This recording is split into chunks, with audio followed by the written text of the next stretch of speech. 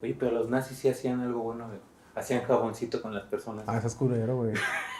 Aparte de la investigación, güey, hacían jabones. Eso está chido. Pinche gente. ¿Cómo están, my frenos y my frenas? Yo espero que estén muy bien. Mi nombre es Iván, mi apellido es Norberto y estoy listo para compartir con ustedes un video más. Estoy muy contento de que estén aquí con nosotros y que pues estén ya aquí para ver este video. Seguramente ya vieron el título y sí, es que hoy vamos a hablar de un tema bastante importante. Nos vamos a poner un poquito serios, aunque mi sudadera no parezca que es para un tema serio. Sí, vamos a hablar de un tema serio, de un tema legal, de un tema de bioética y eso es el consentimiento informado. Seguramente si alguna vez has estado hospitalizado o si algún familiar está hospitalizado o si eres del medio de la salud, eres un médico, eres una enfermera, has escuchado y sabes qué es el consentimiento informado, que es esto que te hacen firmar cuando van a hacer algún procedimiento. Pero vamos a desmenuzarlo para que tú lo conozcas, para que tú sepas de qué se trata y vamos a explicar por qué surge el consentimiento informado y qué es justamente lo que te dan a firmar y cuáles son los puntos más importantes de este. Así es que si tú eres una persona que está próxima a una cirugía, a un procedimiento, tienes algún paciente o algún familiar hospitalizado, iba a decir padecimiento, si tienes algún padecimiento hospitalizado, no, paciente hospitalizado, si tienes algún familiar, ya lo dije, o si eres del ámbito de la salud y has escuchado el consentimiento informado, pero la neta nunca te has detenido a leerlo, te aseguro que este MR es para ti.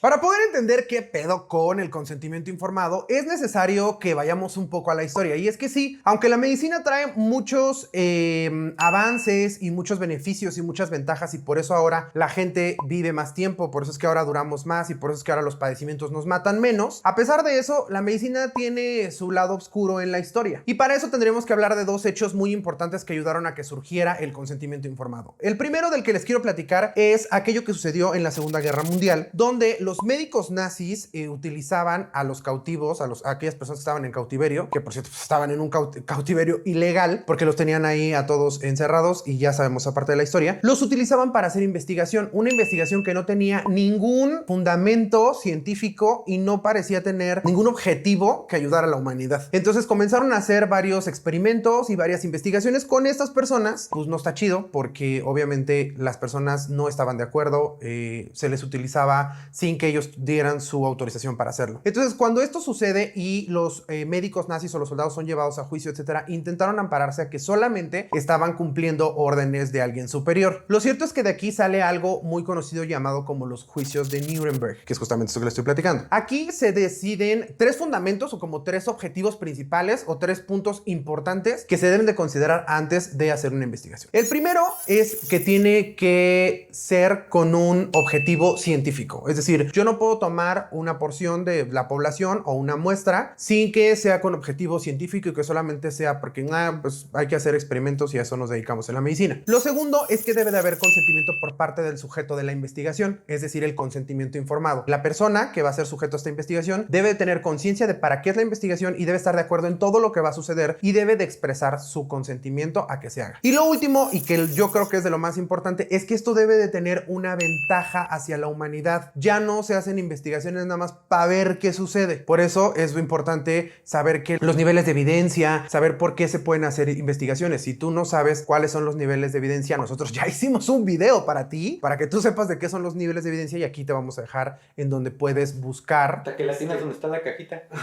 Ahora sí, siempre digo que en algún lugar de aquí, pero ya me dijo Chimino que es aquí. ¿Dónde vas a encontrar este video que hicimos sobre los niveles de evidencia? Y eso va a ayudar mucho. Entonces, regresando al tema en el que estamos, dijeron estos tres puntos que son los más importantes. Aparte de esto, o sea, aparte de esta historia con los médicos nazis, fíjense que hubo una investigación en Estados Unidos que pagó el gobierno a través del Ministerio de Salud de Estados Unidos para investigar cuáles eran los efectos o cómo evolucionaba la sífilis. Entonces, lo raro aquí es que no sabemos por qué, no estamos hablando de que haya racismo o algo así, no sabemos por qué, pero justamente la muestra, o sea, la parte de la población con la que se estaba haciendo la investigación, tenían cosas en común, eran negros, pobres y entonces pues no estaba como siendo tan justa la investigación. Se descubrió en el lapso que se hizo esta investigación, porque esto fue más o menos como a la par de la Guerra Mundial. Es más, creo que fue antes la investigación que se hizo de la sífilis. Se descubre que la penicilina cura la sífilis y aún así los investigadores deciden continuar con esto para saber cómo evolucionaba la sífilis, porque al final ese era el objetivo. No estaban como en busca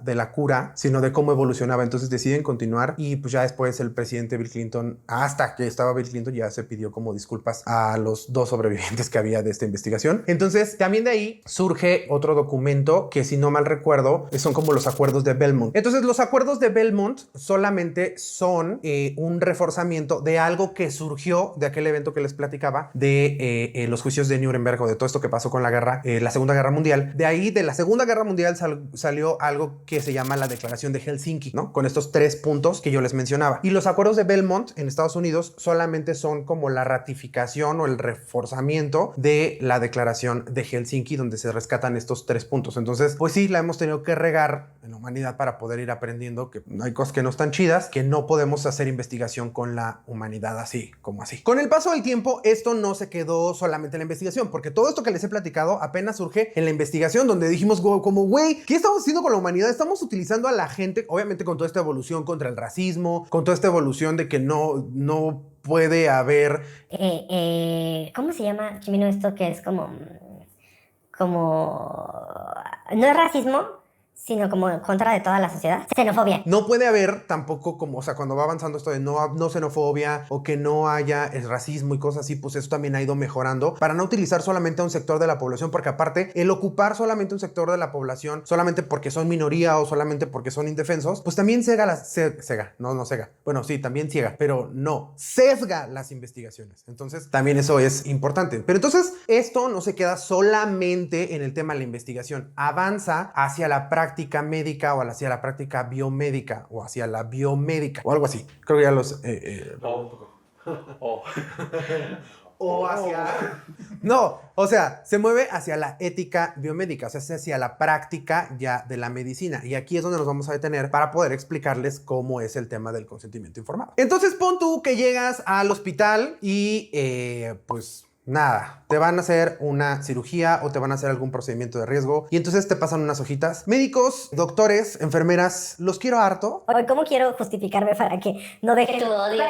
Para que no me quiten el follow de YouTube. No, si no les parece lo que digo, lléguenle también. O sea, tengo que decirles lo que es. No pueden pasar el consentimiento informado por escrito y decirle al paciente mientras lo están preparando para la anestesia que firme. Así, y me firmas ahorita porque ya está todo listo. O mientras tu esposa está O mientras... ¡Exacto! Y tú como de, Exacto. güey, ¿qué hago?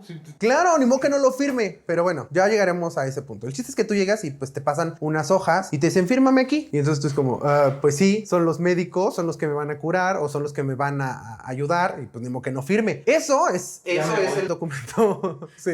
No les quiero firmar y me llevo mi bala, güey. Me llevo mi bala que tengo aquí. No, el consentimiento informado es un acto de voluntad donde, eso es algo muy importante, que es resultado del diálogo entre el profesional de la salud y el paciente. O sea, no es el documento. El documento solamente es la formalización de este diálogo. Entonces, primero, el consentimiento informado es la plática que hay entre el médico y el paciente, donde se explica todo lo que tiene que ver con el padecimiento, el procedimiento, los riesgos, los beneficios, las ventajas y los beneficios. Creo que ya lo dije. O sea, cómo va a mejorar esto tu vida y tu salud. Por eso es muy importante que todas las dudas que tengan sobre el procedimiento o sobre su enfermedad las hagan en la consulta. Eso es el consentimiento informado. Posteriormente a eso se hace una firma de un documento o se formaliza este documento. Pero es el diálogo, el consentimiento es el diálogo que hay entre el profesional de la salud y el paciente. Entonces, el documento que tú firmas es la garantía de que has sido informado sobre la naturaleza y todo lo relacionado a la atención que te van a dar. Por eso es muy importante que conozcas exactamente qué dice el consentimiento informado. Yo siempre he dicho que no debería de existir un formato porque cada paciente es independiente. Claro, en los hospitales donde se atiende de manera masiva a la gente, pues está cañón desarrollar un formato exclusivamente para esa persona, porque pues, se atienden a tantas personas y hay tantas cirugías al día que está muy cañón poder desarrollarlo. Pero entonces esto es muy importante porque cuando tú firmas ese documento, tú estás declarando que conoces todos los riesgos que tiene tu padecimiento o tu tratamiento más bien. Eso es lo que realmente estás firmando. Entonces, este acuerdo o esta firma tiene que ser con el médico tratante. Eso es también algo muy importante. No es con otro profesional de la salud, sino con el médico que está como responsable de tu tratamiento. Y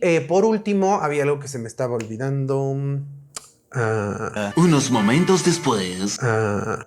6 hojas y media después. El antiguo narrador se cansó de esperar y tuvieron que contratar a uno nuevo. Ya. Este consentimiento informado tiene que darte toda la información sobre tu tratamiento que estábamos diciendo y también alternativas. Y esto tiene que ayudar a que tú tomes una decisión independientemente de lo que el médico está sugiriendo. Sí, una alternativa, pero tiene que darte más opciones para que tú puedas elegir qué es lo que tú quieres. El médico te va a decir qué es lo mejor para ti, pero tú tienes que decidir qué es lo que realmente quieres, porque aquí entra temas religiosos, temas culturales, que sí se puede hacer, que no se puede hacer. Acuérdense que hay gente que no permite que se le hagan transfusiones sanguíneas, entre muchas otras cosas. Entonces, para eso sirve el consentimiento informado y es muy importante saber qué es lo que estamos firmando. Cuando ya nos vamos a temas más legales, tenemos que pensar que a nivel legal existen dos tipos de consentimientos. El tácito, que es, por ejemplo, cuando un paciente llega a la consulta. Eso es un consentimiento tácito. ¿Por qué? Porque hablas y pides una consulta. O sea, quieres que un médico te vea, te revise, te examine, puede auscultarte, puede conocer tu padecimiento. Entonces tú le estás dando un consentimiento tácito desde que marcas y dices, oye, quiero que el médico tal me reciba, ¿no? Porque ya sabes que es un especialista o X. Eso ya es un consentimiento tácito. Y para padecimientos más críticos o que ponen en riesgo la vida del paciente o que son más invasivos, como una cirugía, como una endoscopía, en ese tipo de casos donde los procedimientos son más invasivos, ya se pide un consentimiento expreso. Ese es el que va por escrito y ese es el que se firma, ¿ok? Entonces existen estos dos tipos de consentimientos ya cuando hablamos del tema legal. Obviamente por la profesión, mucha gente se acerca con nosotros y nos pregunta cosas. Hacen preguntas, algunas que generan mucho interés y otras que, o sea, son muy básicas. Pero mucha gente me ha hecho preguntas en relación al consentimiento informado y creo que estas preguntas pueden ayudarles también a ustedes para conocer o para salir de dudas. Por ejemplo, ¿qué pasa si yo decido no firmar el consentimiento o puedo negarme? Porque les digo, no se vale, y es lo que hablábamos hace rato, de pronto te dan el consentimiento informado cuando ya estás canalizado. Les voy a contar una historia, no, o sea, no es la mía, es la de un primo de un amigo que se hizo una cirugía y entonces El consentimiento informado se lo dieron a firmar mientras le mientras le hacían la venopunción, mientras le ponían el suero. entonces estaba así, por acá estaba así de,